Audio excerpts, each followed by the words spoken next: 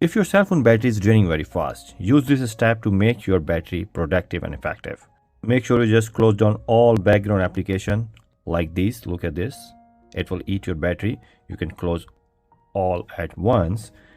Also try this option. So just go to the dial pad. So star number sign 9900 star. It will bring you to that menu.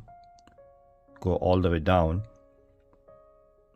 Keep going. You'll see the battery reset. When you hit that thing, your battery stats will reset. See the battery reset done. And then you will feel the difference after this. Go into the settings. Go to display. So your display you can just make to the darker. It will save your battery.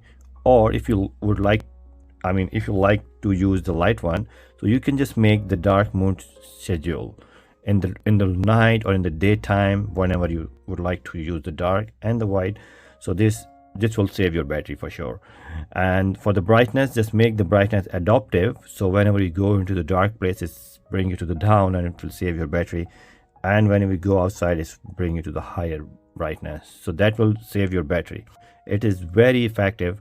When you go to this one, the smoothness, when you go adaptive, so just bring it to the standard, which is 60 Hertz, which will save you a lot of battery, because 120 Hertz will consume more battery because it needs more animation.